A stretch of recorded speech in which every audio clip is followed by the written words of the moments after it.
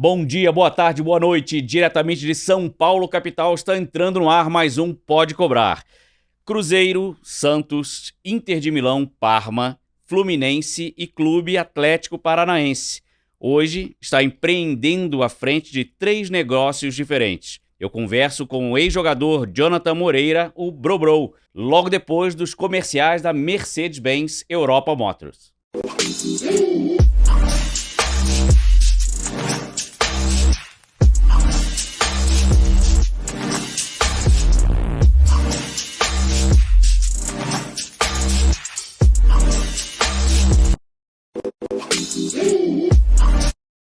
Estamos de volta com o Brobro. Muito obrigado pela tua disponibilidade. Eu sei que você fez uma viagem longa, tá vindo aí de vários outros eventos, outras atividades, mas obrigado por estar aqui conosco hoje, contando um pouquinho dessa tua história. Prazer é meu, Rafa. Fui convidado para vir aqui através do nosso amigo em comum. Com certeza. Chato pra que cacete. Essa fera que é o Marquinhos, já deixa aqui meus agradecimentos também a ele. Né? Para mim é importante poder estar participando aqui do Pode Cobrar, que nos dá a oportunidade de contar um pouquinho da nossa história passada e também dessa história presente e um pouco daquilo que eu acredito que possa ser o futuro da gente aí. Pô, com certeza. Obrigado, Brobro, mais uma vez. Vamos lá, a gente não pode fugir da tua carreira, né, como jogador profissional. O primeiro clube que você defendeu foi o Cruzeiro, que é o teu clube do coração, é isso mesmo? Hoje eu costumo dizer que depois que o atleta se torna um atleta de alta performance, assim, principalmente no futebol, ele deixa um pouco de lado essa questão de torcer para um clube, né? Sim. Até porque pode jogar no maior rival, vai ter que fazer gol naquele clube. Sim. Mas o time de coração, na época de infância, era o Cruzeiro, sim. Era o Cruzeiro, e foi onde eu comecei. Sim. Mas isso você entende que é uma recomendação velada entre os jogadores profissionais ou não? Realmente, hoje em dia, mudou o mindset dos profissionais e realmente eles evitam, né, se associar, mesmo que afetivamente, a um determinado clube. Eu acho que isso é da personalidade de cada um. Uhum. Eu acho que tem uns que se exalta demais. Tipo o Gabigol, assim. Não só o Gabriel, mas eu conheço outros jogadores também que já fizeram comentários e até mesmo posts nas suas redes sociais de zoação assim com o time adversário, né? Sim. E eu acho que isso é uma falta de respeito, sem dúvida nenhuma, porque ele é um profissional e poderia, quem sabe um dia, né, jogar no outro clube.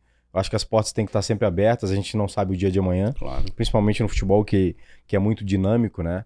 Mas isso é, como eu falei, de cada um, né? Eu nunca posso julgá-los. Eu, quando era mais jovem, eu não disse que não jogaria, mas eu expressei o meu amor pelo Cruzeiro quando eu tinha 19, 20 anos. E querendo ou não, essas portas no maior rival que é o Atlético Mineiro acaba se fechando, porque eles vão buscando, né?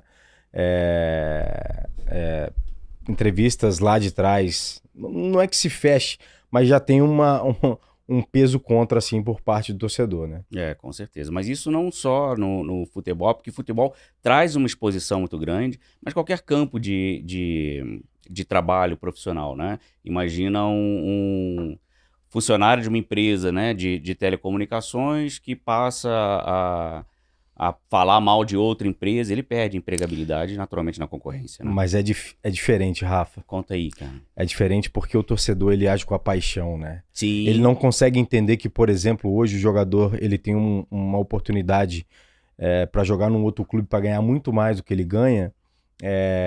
Ele não entende, ele acha que ele não podia sair, chama ele de mercenário, e ele esquece que poderia ser ao contrário. Hoje ele trabalha na empresa e ele pode ter uma proposta melhor da concorrência e ele vai aceitar, só que ele visando o futebol, ele não consegue entender esse lado do jogador, por isso que eu falo que é diferente. Sim, com certeza, porque você também tem uma série de, vamos chamar de patrões sentados às arquibancadas e realmente esses caras justamente tem um mando de campo. E a emoção fala muito mais alto, né? Com certeza. E você falou quando você era mais jovem, 19, 20 anos, mas você sempre teve essa vontade, sempre teve essa vocação? Era o teu sonho ser jogador de futebol ou você foi sendo levado? Não, era meu sonho em jogar futebol. Eu respirava futebol todos os dias, né? Naquela época era o futebol de rua, o futebol de campinho, que a gente fazia as traves de chinelo, né? E sempre foi o meu sonho. Eu comecei a jogar nos jogos estudantis com 8 anos de idade, né? E me destacava pela velocidade que eu tinha. E eu tive a oportunidade de ir pro Cruzeiro com 13 anos. Sim. Né?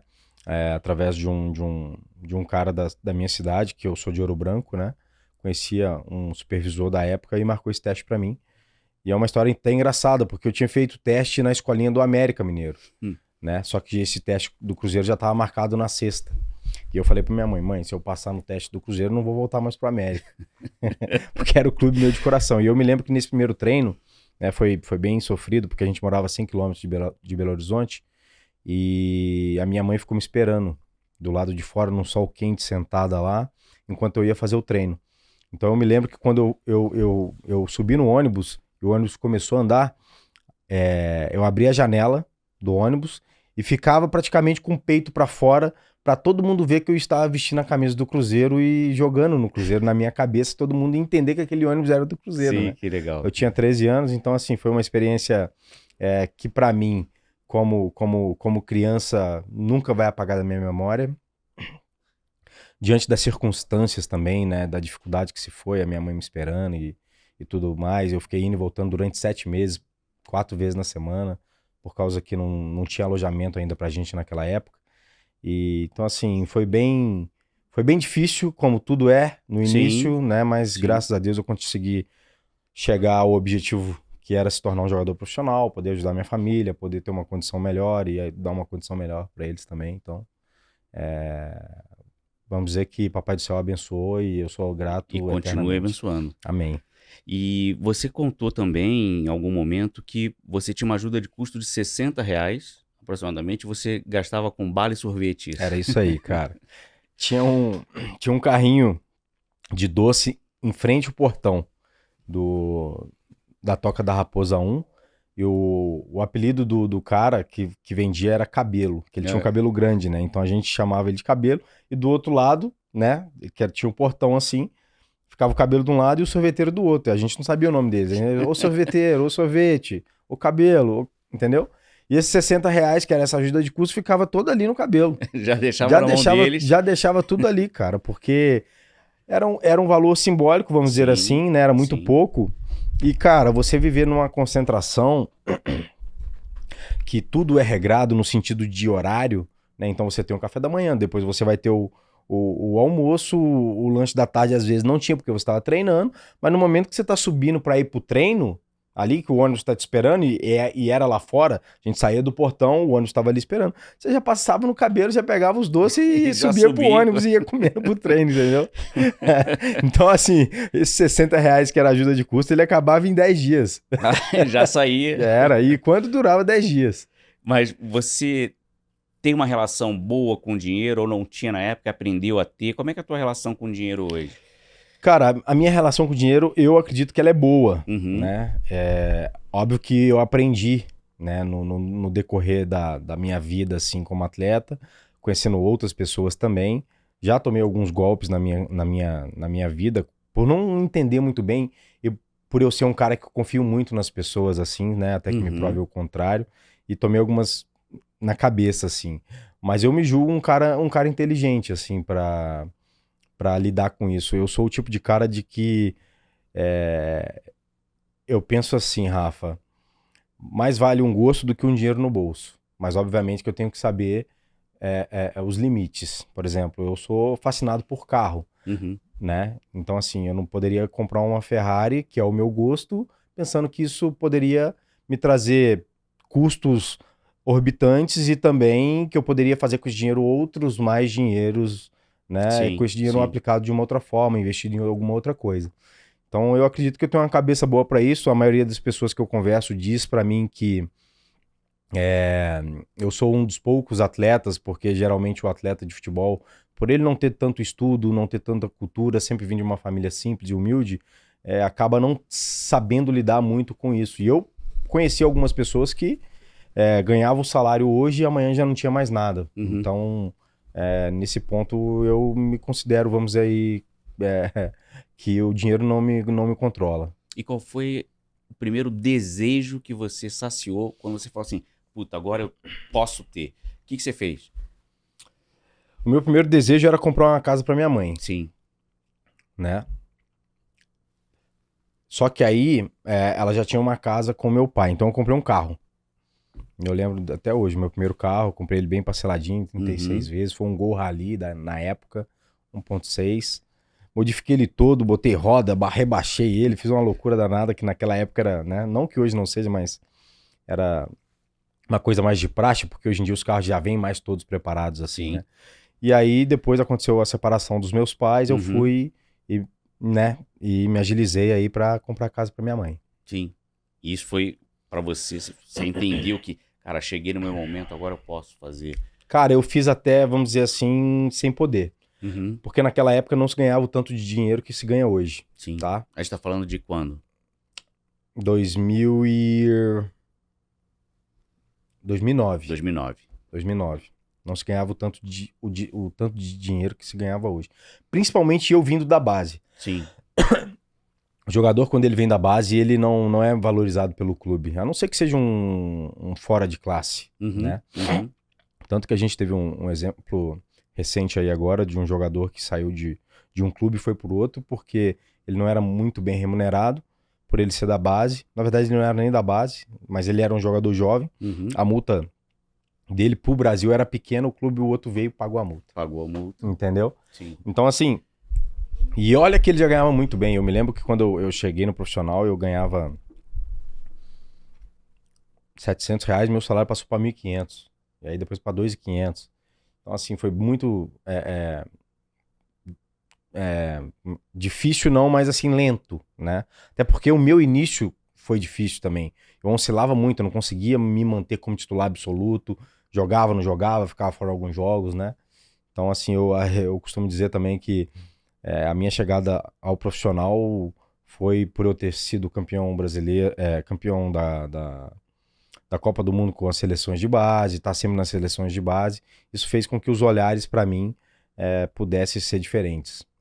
A gente tem uma funcionária que trabalha aqui com a gente, ela fica comentando os episódios, basicamente me sacaneando o tempo todo, mas tá vendo, sincera?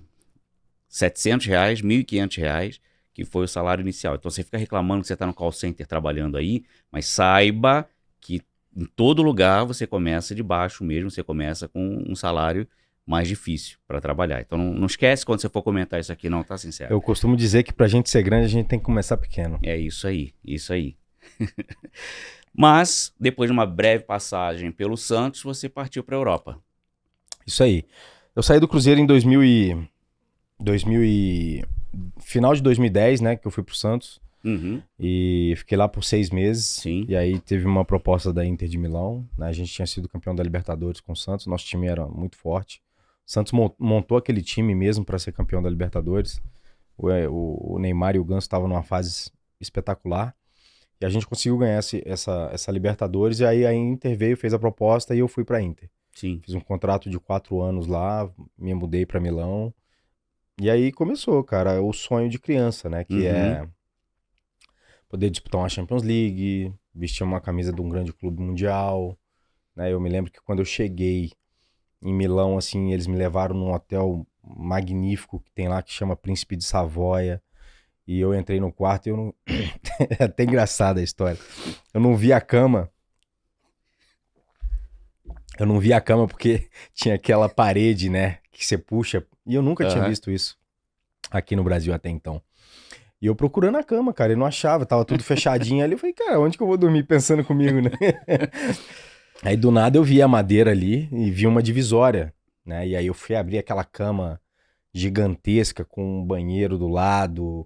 Com a banheira, e eu só me lembro com a mochila nas costas, eu me joguei na cama e comecei a chorar. Realização de um sonho que mudou minha vida, a ida pra lá. Não só no sentido de realizar o sonho de poder jogar no Inter de Milão, num clube gigantesco como e também financeiramente. Sim, imagino. Então passou um filme na minha cabeça, e isso pra mim foi ruim no ponto de vista de que eu não estava preparado. Você deslumbrou? Me deslumbrei, fiz coisas que, se eu tivesse uma estrutura melhor, né, eu não teria acontecido.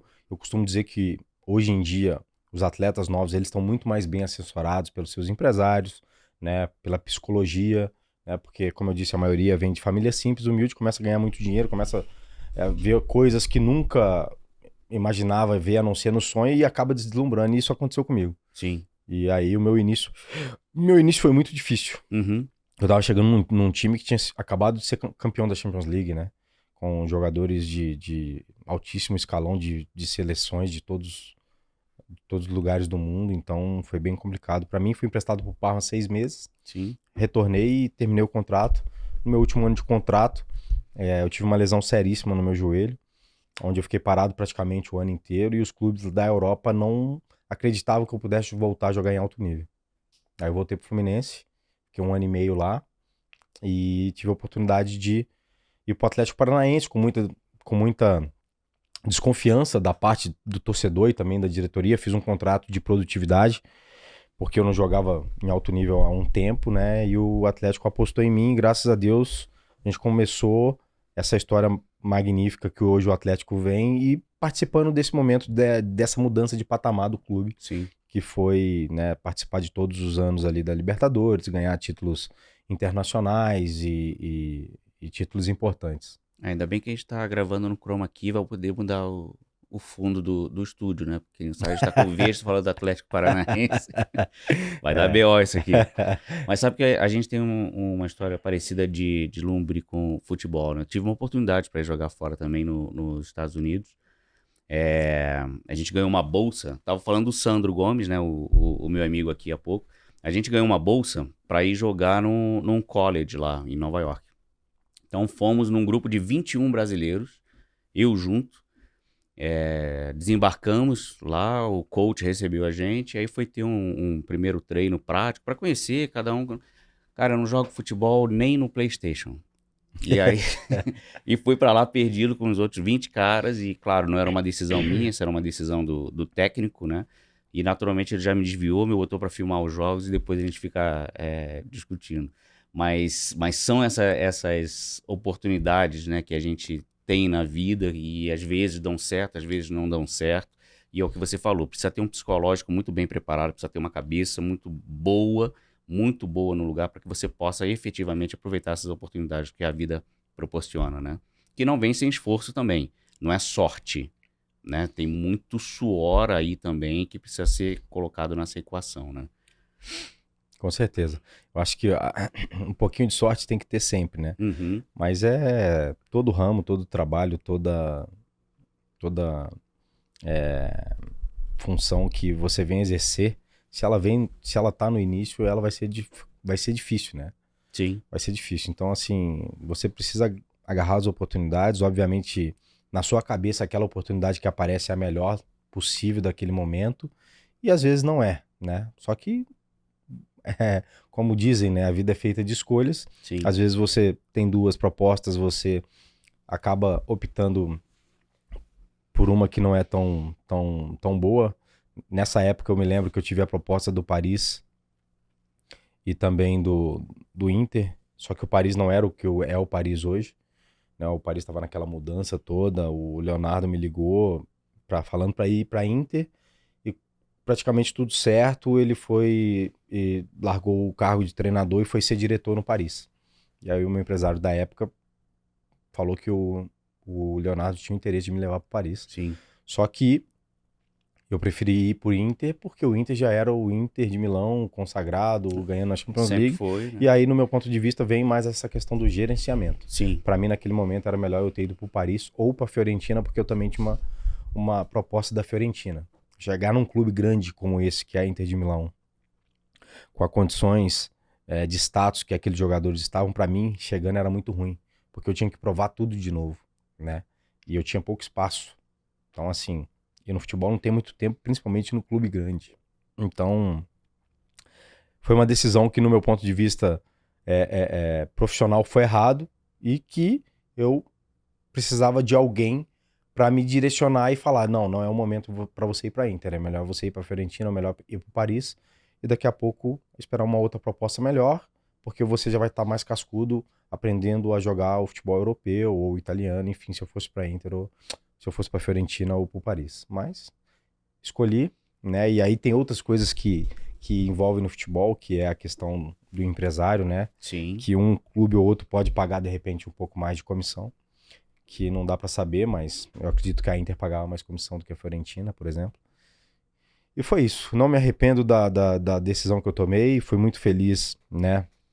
E para minha carreira serviu de muito aprendizado. Eu tirei algumas lições assim que me fazem hoje ser um homem melhor para tomar certo tipo de decisões. É como eu disse sobre alguns golpes que eu tomei, né, de pessoas que a gente imagina que fossem boas e não são, e que eu levo para a vida como aprendizado e me dando casca para que eu possa de repente estar mais preparado e forte para uma situação que possa vir a acontecer com relação ao cara querer passar uma perna, ser desonesto. No teu portfólio de vida, né? É isso aí. Isso aí, lições aprendidas.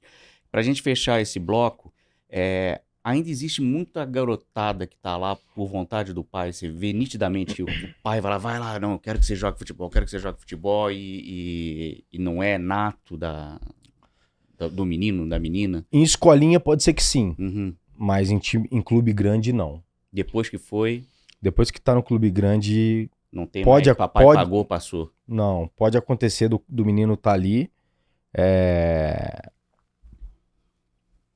pela vontade do pai, mas Uhum. obviamente que dele também. Talvez ele não se esforce tanto, né? Mas ele tem qualidade, por isso ele se mantém ali. Mas não existe mais essa coisa de pagar, que vai, não. E se tivesse também, chega na equipe hoje que falam sub-17, que na minha época era juvenil, já corta, porque a possibilidade de fazer contrato profissional, de já estar jogando profissional, ela existe e não tem espaço, porque as competições, elas começam a ser muito fortes contra equipes Sim. brasileiras, e hoje em dia é passado na televisão, né? Na minha época não era. Uhum. Então essa possibilidade, ela acontece só em escolinhas. Muitas pessoas já viraram para mim, porque você não abre uma escolinha? Porque você, né, no meu ponto de vista, não daria certo, porque eu estaria enganando alguns pais. Eu Sim. teria que estar recebendo alguns meninos ali, porque ele tá pagando a escolinha e eu Entendi. tô vendo que ele não tem condição nenhuma de ser um jogador profissional. Mas você mantém por conta da receita, E da aí mensalidade. o cara mantém né? por conta da receita, e no meu ponto de vista, isso pra mim é enganação. Sim, sem dúvida. E hoje você não quer nada com futebol, você não tá mais envolvido em nenhuma frente com futebol. Hoje não. Hoje Nem não. empresariar algum talento Não, novo, não. não. Eu costumo dizer que o futebol, ele só não é mais sujo que a política. Uhum. Então, hoje eu tô cuidando das minhas coisas, eu tenho a licença B da CBF, que me dá condição de poder treinar equipes de base, né? Categorias de base. Mas eu não tô pensando nisso agora, tô focado nas minhas coisas e querendo fazer com que elas dê certo. Porque o futebol, existem 4 protagonistas, que é o presidente, o diretor, o treinador e os jogadores. Né? Então, quando você sai do futebol e você não começa já com um cargo importante, como esses que eu estou dizendo para você, acaba que você não tem tanta autonomia, o respeito por você, ele muda, né? Então, precisa ter muita paciência com esse tipo de mudança. É uma mudança muito drástica, você praticamente começa uma carreira do zero, né? Sim. Então, a princípio, eu tô focado nas minhas coisas. Eu tive a oportunidade de trabalhar no Atlético Paranaense. O Atlético me abriu as portas para ser auxiliar técnico do Sub-20, Uhum. né? E serviu de aprendizado para eu ter algumas certezas que eu já tinha na minha cabeça, né? Serviu só para confirmar de que eu tenho que tentar focar em outras coisas, né? E, obviamente, se essa chama que eu tenho dentro de mim, que é o futebol, que foi a minha vida inteira, né, reacender, eu procurar fazer os cursos que ainda posso fazer para estar voltando aí pro futebol. Ah, Jonathan, passou o tempo? Não, eu tenho 37 anos ainda, Sim. sou muito novo e pode acontecer ainda de eu voltar pro futebol e, se Deus quiser, quem sabe, poder estar ajudando alguns garotos que estão vindo da base, tem o sonho e tá melhorando.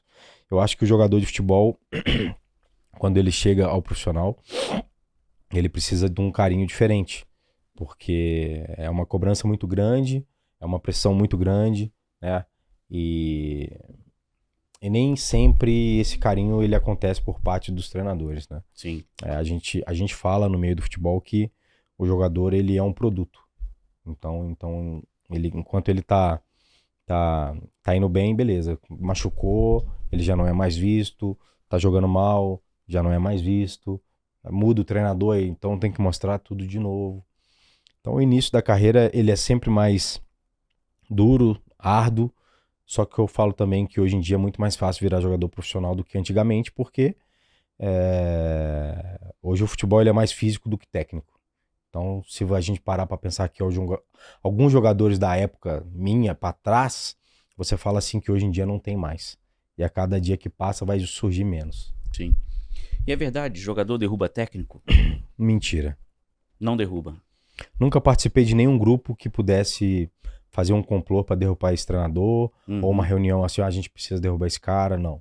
O que acontece é o seguinte, às vezes o time não está alinhado com as ideias e a filosofia do treinador, né? E a cobrança é muito forte, e às vezes o próprio treinador também não consegue gerir tão bem esse grupo, e os jogadores nos jogos eles acabam não jogando tão bem e deixando de fazer certas funções que deveriam fazer, mas inconscientemente.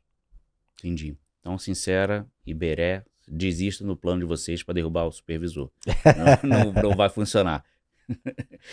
Bom, agora que você não tem rabo preso com ninguém, você não quer mais nada com futebol, conta pra gente, quanto é que custou pra gente vender a Copa lá em 98, cara? Sacanagem. Não, cara, assim, foi bom você ter entrado nesse assunto, né? Eu nunca ouvi ninguém dizer, né? Mas eu sei que isso tá na cabeça de muitas pessoas. Eu lembro dessa Copa de 98, e o nosso time tava muito, muito forte, né? Mais forte até do que no 94, e nós não esperávamos, né, que pudesse ser da maneira que foi. Eu nunca participei de um grupo que recebeu dinheiro para perder. Sim. Eu já recebi proposta de incentivo para ganhar um jogo. E todo mundo joga para ganhar. E se você tem um incentivo a mais, eu acho que isso é válido, né? Que no caso é a mala branca, né? Então, assim, eu não acredito que aqueles jogadores que já eram muito consagrados poderiam aceitar uma coisa daquela, e eu não acredito que tenha acontecido. O que eu acho que aconteceu é que, cara, a França jogando em casa, com seu torcedor, tinham ótimos jogadores também, a gente não pode esquecer que a seleção da França era uma ótima seleção, e, cara, não foi o dia da seleção brasileira. Eu prefiro acreditar dessa forma, até porque eu no futebol durante mais de 20 anos, eu nunca vi ninguém falar que recebeu dinheiro para perder. Nunca vi. Importante a gente saber disso.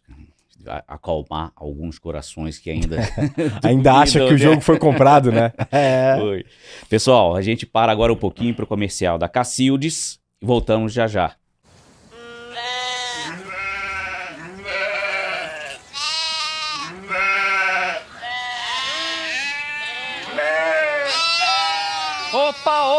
Opa, peraí. Pronto, pessoal. Tá aqui o Mé. Aleluia. Cacildes Puro Malte, a cerveja, a lenda, o verdadeiro Mé. Cacildes. Beba com sabedoria. Saúdes. Bro, vamos agora entrar nessa tua nova fase de vida, o empreendedorismo. Você está com 3 frentes novas aí empreendendo. A primeira, a barbearia, a Business Club, a Bro Motors e a Bro Fone. Vamos começar a contar sobre a barbearia, que eu sei que tem muito assunto sobre ela, que ela é completamente diferente daquilo que a gente conhecia até então. Já não é mais o tiozinho da esquina, né? No meu caso era o Lino lá atrás, o cara que botava aquela madeirinha para eu sentar em cima, ter altura, vinha com a navalha para cortar. Também já não é mais simplesmente a barbearia que oferecia ali para os clientes homens, né? Uma tulipa de chope, uma long neck para cortar o cabelo ali. Você evoluiu, você inovou, você trouxe um outro conceito para a barbearia. Conta um pouquinho pra gente como é que tá. Cara, na verdade a barbearia,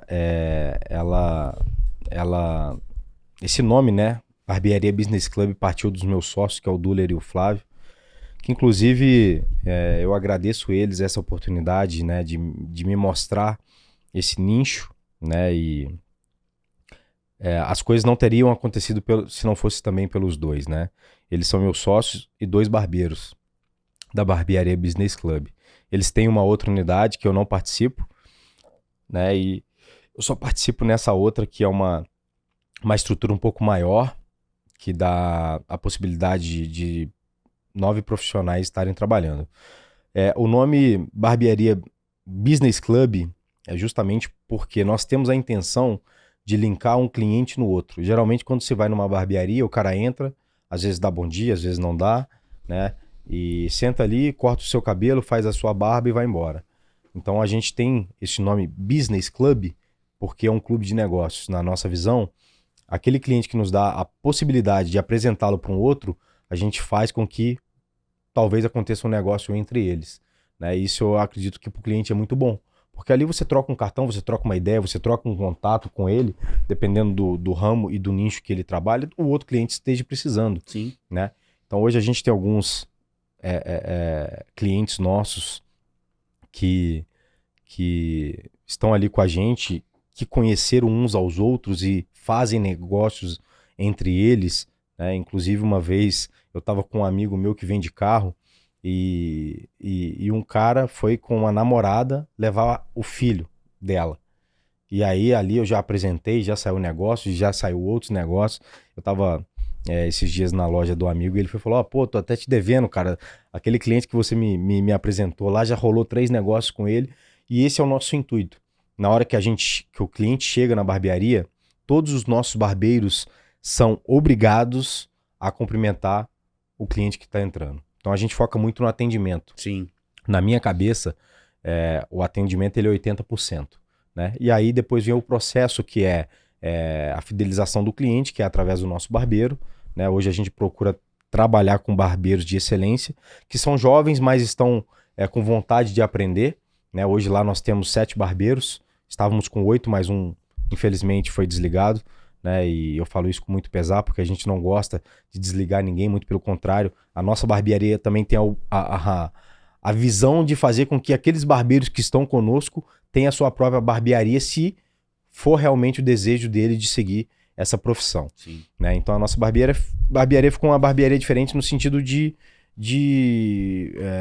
os tempos passados. A barbearia mais clean, nós temos uma colmeia de luzes ali que é muito bacana. Né? E temos os processos ali que o cara, quando ele vai para a barbearia, ele tem que saber que no mínimo 1h15, 1h30 ele vai perder do seu tempo. Ali. Porque ele vai ser muito bem tratado, com toalha quente, massagem, né? Tem esfoliante. A gente trabalha com produtos de qualidade como Keone e uma outra marca que eu não estou me lembrando agora, né? Até porque eu falo para eles que eu sou o garoto propaganda, né? Vamos dizer assim, não tô ali para vender os produtos ou para... Nem o corte de cabelo, Nem o corte de cabelo, principalmente, né? Se você ver aqui, não ia sair muita coisa. Mas assim, tô bem feliz. O nosso intuito é consolidar essa barbearia e daí em diante abrir outras mais, né? Em Curitiba ali, para que a gente possa ter uma rede grande. E essa sacada é fantástica. Eu sou um exemplo prático, né, do que vocês têm trabalhado lá, numa outra barbearia aqui em São Paulo, e foi onde surgiu o Pode Cobrar. O Pode Cobrar, o conceito dele surgiu num bate-papo com amigos, inclusive com o Marcos Santos, que está aqui conosco, mas comentando com o meu barbeiro, aqui na barbearia, no shopping, Morumbi Shopping, onde eu corto o cabelo, comentando com ele, que é meu xará também, Rafael, falei, puta, conversei, tive a ideia, gostaria de fazer, agora eu tô procurando um estúdio. E um dos sócios daqui do estúdio, da Pod Factory, onde a gente está gravando hoje, ele também é cliente do Rafa, o meu barbeiro. Olha só. E ele fez o link. Ele falou assim, pô, você tá procurando um estúdio? Eu tenho um cliente que tem um estúdio, ele aluga para gravação. E aí fechou o negócio, o Léo Cuba, né? Fantástico, deu todo o apoio, dá todo o apoio, todo o suporte. E esse negócio surgiu sentado em uma cadeira de barbeiro. E para você ter ideia, eu conheci o Marquinho lá na barbearia. Também? Também, através do Duller e do Flávio. Então, assim, hoje nós estamos aqui em São Paulo, né? Ele com várias reuniões, eu com algumas coisas para fazer também, né? E eu vim a convite dele, como eu já disse, já agradeci ele, né, essa oportunidade. E aconteceu tudo ali na barbearia. Então a gente sabe que a barbearia é um ponto de encontro muito importante para fazer network, para fazer negócio. Sim. E a gente tem esse intuito de estar fazendo isso, de estar linkando um cliente no outro. E você tem intenção de expandir para outras cidades também ou só aumentar A princípio, só Curitiba. só Curitiba? A gente precisa primeiro consolidar. Hoje eu recebi uma mensagem de um cara que queria fazer uma filial em outra cidade ali perto de Curitiba. Sim. E eu falei para ele, cara, nós temos 4 meses a barbearia, então a nossa ideia hoje é consolidar essa para daqui a pouco pensar em estar abrindo alguma outra em algum lugar, né? Mas ele falou que tinha um ponto muito interessante, que não queria perder o ponto e queria estar fazendo uma parceria com a gente. Então eu entendo que ainda não é o momento da gente desfocar dessa que é a primeira. Sim. Né? A gente precisa consolidar ela, mas já não é o primeiro convite, né, que vem acontecendo. Inclusive, Rafa, nós temos feito, que o Marquinho também já participou, feito alguns eventos com parceiros nossos da barbearia que são os nossos clientes. Por exemplo, nós temos um cliente que é o Paulo, que é da Forza, que é uma estética automotiva de alto padrão, e eu falo alto padrão porque os produtos dele são diferenciados, né, e ele atende muitos carros super esportivos e esportivos, mas ele também pega qualquer tipo de carro, desde carro popular e aquele carro que de repente já não está tão bem conservado, né? E a gente fez alguns eventos ali que nos deu a possibilidade de estar conhecendo alguns clientes dele e ele está conhecendo alguns clientes nossos também. E o nosso intuito para fazer com que a barbearia seja ainda mais conhecida é estar fazendo alguns eventos e estar participando de alguns eventos para estar mostrando e dando voucher. Hoje nós temos aí vouchers de R$100 para estar passando para algumas pessoas para estar vindo conhecer a nossa barbearia e o nosso serviço ali. Nossa, muito legal. E o príncipe dos stories, vulgo Bro, Isso aí, também já está história recebendo legal. muitos posts de mulheres pedindo o mesmo formato, só que para um salão feminino. Vocês estão acompanhando isso aí? Estamos acompanhando, cara. Inclusive algumas mulheres que vão ali levar seus filhos ou seus maridos falam que eles estão sendo mais bem tratados do que elas no cabeleireiro delas, né? Que ali é praticamente um spa. E algumas comentam da gente abrir um salão feminino. É uma ideia que, para mim, agrada bastante, até porque a mulher é uma pessoa que é muito mais vaidosa do que o homem e ela usa muito mais desse serviço do que o próprio homem, Sim, né? sim. A gente tem cliente que vai uma vez no mês e a mulher não fica sem ir no salão, né, 2 vezes no mínimo ali para fazer uma unha, para fazer um cabelo, sempre tem uma festa e tal. É uma possibilidade sim, mas mais para frente também. Nesse Sim. momento, eu e os 2 sócios estamos focados em fazer com que a barbearia tenha cada vez mais visibilidade, cada vez mais clientes, se consolide e a gente possa estar abrindo uma próxima unidade. Eu vou toda semana. Aliás, Rafa, desculpa, eu precisei desmarcar com você hoje, mas o dia foi corrido. Mas toda semana antes de gravar, eu vou lá para fazer barro, fazer cabelo. É um momento realmente de você concentra, né? Você coloca a tua cabeça no lugar, você pensa no que você vai ter que fazer aqui no estúdio, no meu caso. É o momento do homem. É o momento do homem, É com isso aí. certeza. Mas conta pra gente que história é essa aí de príncipe de stories, cara. Cara, essa ideia, essa coisa do príncipe do story surgiu ali no Atlético quando eu estava jogando ainda. Porque assim, eu sempre fui um cara muito brincalhão, um cara descontraído, descolado, sempre gostei de zoar a galera, né? E o Atlético teve a ideia de fazer um quadro de filmar a viagem e pediu pra eu fazer, né? E eu sempre muito brincalhão, um dos mais velhos ali, prontamente aceitei. E filmei toda a viagem, todo o jantar, falei com o treinador, falei com os jogadores, a todo momento filmando, né? E aí nessa época, o Fred se denominou o rei dos stories. Não sei se você lembra disso. O Fred, que era jogador do Fluminense. Aham. Joguei com ele no Fluminense e no Cruzeiro. E aí eu tive a sacada na minha cabeça de, por que não, o príncipe dos stories? E aí eu lancei essa ideia de que, olha, galera, eu tô com uma ideia aqui, né? E algumas pessoas vêm falando pra mim também pra eu ser o príncipe dos stories. Porque nós já temos o Fred como rei. Só que pra eu ser o príncipe eu preciso da bênção do rei. Aí, né, falei com o Fred, aquela coisa toda. E ele me deu a bênção e aí começou o príncipe dos stories. Só que assim, tinha que fazer o tempo todo, todos os dias. Eu ganhei muitos seguidores, a galera se divertindo pra caramba, né, com essa coisa. Só que Eu não sou o jogador que tô ali na frente sempre fazendo gol. E às vezes o time não tá tão bem e perde. Então aí começou muita crítica, a galera falando, ó, larga o futebol, vai ser influencer, né? Então assim, tem que saber lidar com isso. Sim. Porque foi um momento muito bom, um momento de descontração, e quando tá ganhando tá tudo certo, entendeu, Rafa? Na hora que começa as derrotas, se você não começa a jogar bem, aí começa algumas coisas a pesar. E passou um tempo eu parei, né? Me machuquei, me lesionei. Sim. E a galera, pô, ainda assim, eu ainda recebo alguns directs de pessoas falando que sentia saudade do Príncipe dos Stories. Mas era uma brincadeira que deu certo, no final das contas, né? Porque eu conseguia mostrar os bastidores de um clube de futebol de Série A que poucas pessoas conhecem. Principalmente no caso do Atlético, é um clube mais fechado para a imprensa. Sim. E realmente quem gosta mesmo, quem curte, quer cada vez mais saber o que está acontecendo, né, fora ali, atrás das câmeras. Então, isso aí. Eu mostrava o vestiário, mostrava o rachão, fazia entrevista ali com o treinador rapidamente, mostrava o nosso refeitório no almoço, na janta. Cara, era uma zoação total. E a Brobro Motors? Cara, a Brobro Motors, ela foi a primeira empresa minha, né?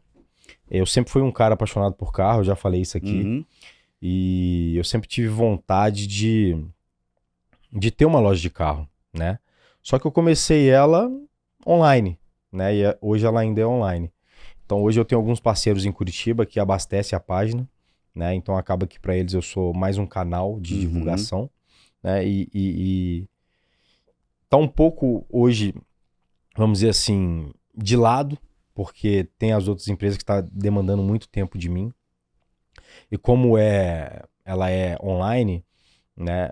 Eu pego o material que eu recebo dos carros, eu tenho uma pessoa que trabalha comigo, que é o Bruno, eu passo para ele faz algumas edições, pega toda a especificação do carro, coloca lá na página, e algumas pessoas vêm, perguntam quanto que é, onde que tá, e aí a gente vai e direciona pro parceiro que é o dono do carro. Sim. Né? Alguns clientes particulares também vêm atrás de mim pra gente estar colocando ali na página, no perfil no caso, né? E tá divulgando o carro dele, e eu sempre aconselho a estar deixando na loja de algum parceiro, porque é mais fácil. É bem mais fácil para vender, né?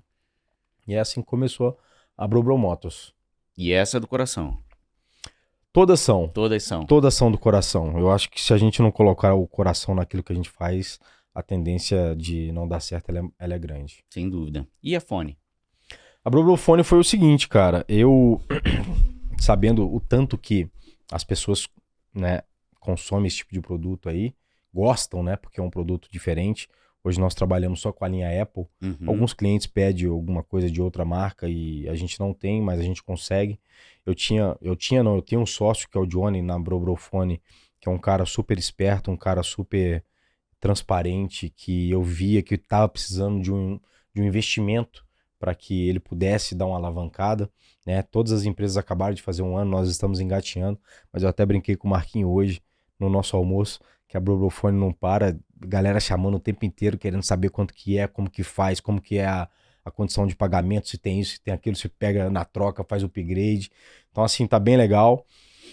E o Johnny que toca ela praticamente, porque ele que sabe os fornecedores, ele que sabe os valores, ele tá acompanhando os valores todos os dias de alto e baixo, o dólar subiu, o dólar caiu, o fornecedor subiu. Então assim, é ele que faz todo processo operacional, assim, vamos dizer, da Brobrofone, né? E eu sou o tipo de cara como mais ou menos ali parecido na barbearia, né? Por eu ter sido um atleta de alta performance e ter conseguido o êxito na minha carreira, as pessoas me conhecem mais e passam um pouco mais de credibilidade, porque eu, né, não teria o porquê passar a perna nas pessoas, sendo que eu sou uma pessoa pública e todo mundo daqui a pouco me detonar, né? Então a Brobrofone surgiu assim, eu via que o Johnny precisava de um empurrão, né? E eu sabendo o tanto que é bom o produto, não dá manutenção, tem garantia. E aí eu peguei o Johnny e falei, cara, vamos trabalhar junto, vamos fazer uma marca aqui, né? A gente sabe o tanto que é difícil no início, mas se você pegar e olhar lá o nosso perfil no Instagram lá e ver o tanto de clientes que nós já temos aí nesse ano aí que a gente está fazendo aí de um ano de Brobrofone, é surpreendente, cara. E você surpreendente. comentou, né, que está no início, mas que esse início não é fácil mesmo para personalidades, celebridades. Não é fácil, não é fácil. Tanto que na Brobrofone a gente não foca no lucro. Nesse momento nós queremos ganhar know-how e fazer com que as pessoas entendam que o nosso serviço ele é um serviço diferenciado, porque nós somos online. Então o que a gente faz? O Rafa procura o Jonathan ou o Johnny ou entra ali no perfil e manda uma mensagem. Tô precisando do iPhone e tal. Nós trazemos o telefone até você. Você não precisa sair para ir numa loja, para ir num shopping, nada. Nós temos o produto, nós levamos até você. Então esse é um diferencial nosso. A gente não quer que o cliente se desloque, né? Nós queremos que ele esteja confortável para receber o seu produto e ali nós prestamos toda a assessoria para ele, né, de mudança de um para o outro e fazemos isso. E por que eu falo, né, que é muito mais difícil empreender do que jogar futebol? Porque no futebol eu dependo praticamente de mim mesmo. Sim. E no empreendedorismo eu preciso de pessoas que validem o meu negócio, pessoas que dê credibilidade para mim. E mesmo eu sendo uma pessoa pública, né, é difícil. Porque tem outras pessoas que já estão no mercado há 7, 10 anos. Nós temos um cliente na barbearia que trabalha com esses produtos também, e ele tem 7 anos de mercado. Então é difícil a gente brigar com um cara desse, que já tem um know-how, que já tem outras pessoas que compraram com ele e vai sempre estar indicando ele. Mas devagarinho a gente está indo, né? Eu acredito que se eu não tivesse sido uma pessoa pública, seria difícil trabalhar só online. Sim. Eu teria que ter alguma coisa física, né? Mas por eu ter sido uma pessoa pública, as pessoas saberem quem eu sou e entenderem que jamais eu me queimaria publicamente ou dando golpe ou sacaneando alguém, vem as pessoas que me conhecem sabem que eu sou sério, indica para outras, né? E tem visto que o nosso trabalho, o trabalho do Johnny, né? Tanto no operacional, mas também no atendimento, que a maioria dos atendimentos é ele que faz, é um atendimento bem feito, é um atendimento que a gente procura explicar para o cliente aquilo que ele quer, com os mínimos detalhes, né? E os nossos valores de mercado, no meu ponto de vista, e aquilo que a gente vem estudando, tem sido um dos menores ali, diante dos nossos concorrentes de Curitiba. Boa. A gente está chegando no final, mas tem 2 perguntas que são padrão para todos os convidados.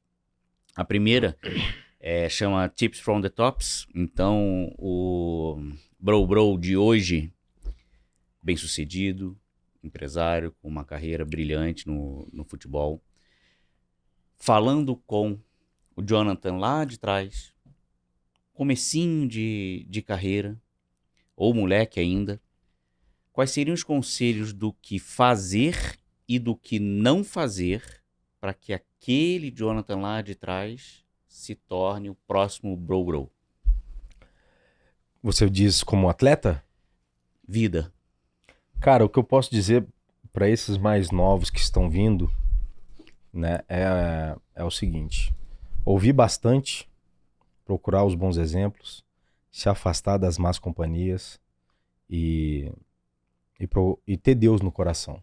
Eu acho Sim. que são um dos pontos mais importantes. E sem dúvida, para mim, Deus é o que fez com que o Bros fosse e chegasse onde chegou, né? Eu tive uma infância difícil, assim como muitas pessoas, né, que querem alcançar o empreendedorismo ou virar um atleta ou trabalhar com qualquer outro tipo de coisa, né? Não nasci em berço de ouro, não sou herdeiro, muito pelo contrário.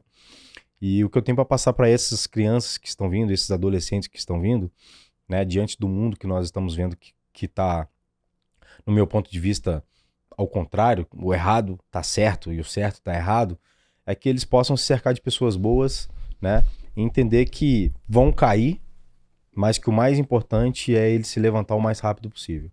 Nem sempre a queda ela é para te deixar para baixo, muito pelo contrário, é para ela te mostrar que você é capaz de levantar quantas vezes for para que você possa alcançar os seus objetivos. Filosofando, os fins justificam os meios? Vale tudo para se dar bem na vida? Não. No meu ponto de vista, não. Marquinho, inclusive, a gente teve uma conversa muito boa vindo para cá, no carro e também juntos ali, né, que nós estamos ficando juntos no apartamento. E eu acho que ele entendeu um pouquinho de como eu sou, né? E aproveitando a oportunidade de estar aqui. Eu sou o tipo de cara que se eu falei com você uma coisa, eu vou cumprir. Mesmo que eu ali na frente, ou mesmo antes de acontecer, eu já tenha percebido que eu vai me dar mal. Se eu falei pra você uma coisa, eu vou cumprir. Isso você pode ter certeza. Então, assim, isso que você falou, os fins justificam os meios, tem que fazer de tudo pra se dar bem na vida. No meu ponto de vista, não. Eu acho que na minha vida, e eu acho que pra vida das pessoas, nós temos que ter princípios. Obviamente que nós não podemos ser bobos e temos que saber separar as coisas. O negócio do profissional. Sim. Muitas das vezes tem coisas que o profissional te pede para que aconteça, que no pessoal você não faria. Então, se eu virar para você e falar assim, Rafa, o nosso produto aqui, ele é muito bom, tô indicando para você no seu cabelo, na sua barba, e você vira para mim e fala assim, Jonathan, eu tenho um produto igual a esse por outro valor, não sei o quê. Eu posso reduzir, né? Sim. Mas eu jamais passaria um produto falsificado para você. Contrapartida na vida pessoal, se você vira para mim e fala alguma coisa que já tenha sido combinado e eu da mesma forma contigo, e a gente quebra esse pacto, vamos dizer assim, da palavra, De confiança, né? dependendo do que for,